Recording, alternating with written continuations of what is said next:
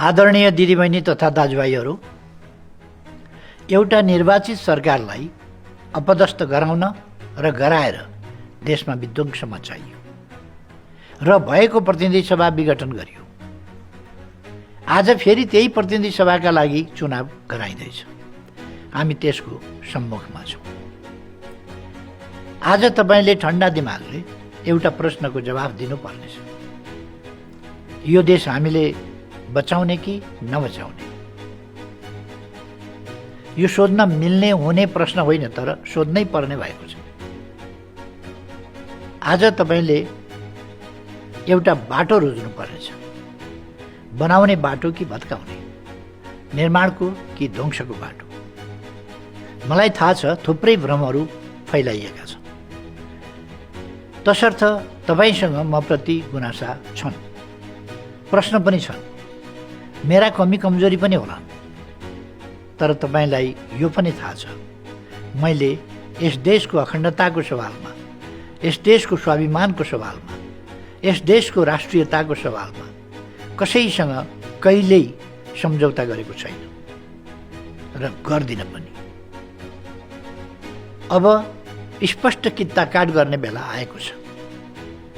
तपाईँ राष्ट्र जोगिनुपर्छ भन्ने पक्षमा कि राष्ट्रको भविष्य जे भए होस् भन्ने पक्षमा?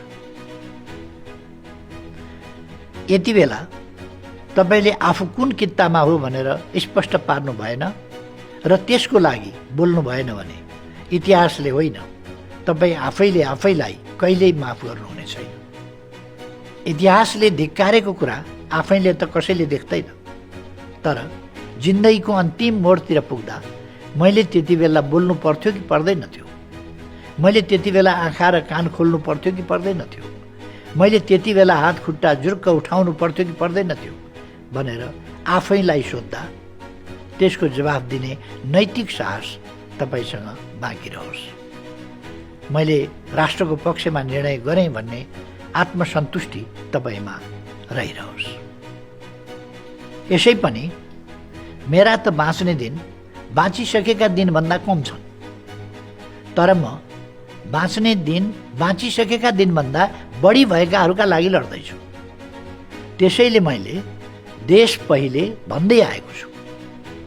अब तपाईँले पनि देश पहिले भन्ने दिन आएको छ। देश पहिले भनेको संविधान र नियम पहिले भनेको हो। देश पहिले भनेको भूमि र जनता पहिले भनेको हो र देश पहिले भनेको संविधान र नियम पहिले भनेको हो। संविधान बचे मात्र तपाईँको अधिकार बच्छ, बोल्ने अधिकार, बाँच्ने अधिकार, न्याय पाउने अधिकार र आफ्नो मतको अधिकार।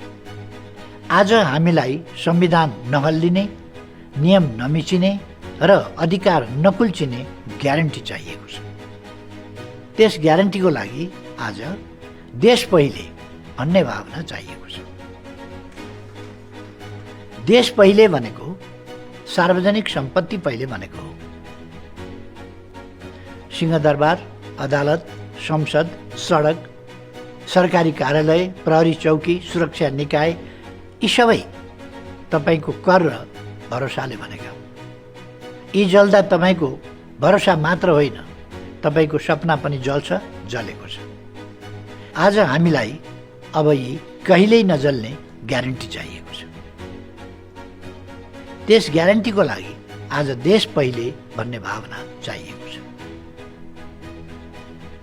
देश पहिले भनेको राष्ट्रिय स्वाधीनता र स्वाभिमान पहिले भनेको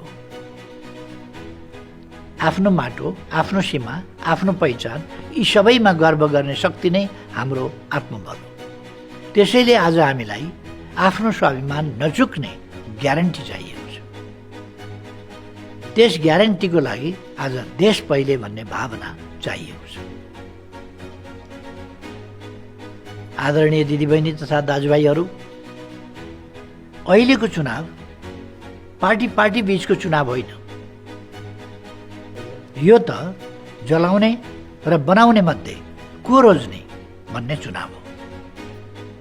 भोलि कसैले तपाईँलाई सोध्दैन कसलाई भोट हाल्नुभयो। तपाईँलाई सोधिनेछ तपाईँले कुन बाटो रोज्नुभयो। बनाउने बाटो कि जलाउने बाटो? मलाई विश्वास छ तपाईँले बनाउने बाटो रोज्नुहुनेछ, किनकि तपाईँको मनले पनि देश पहिला भनिरहेको छ र त्यस भावनाको प्रतिनिधित्व हामी गर्छौँ। सूर्य चिन्हमा मतदान गर्नुहोस्। एमाले अहिले, किनकि देश पहिले।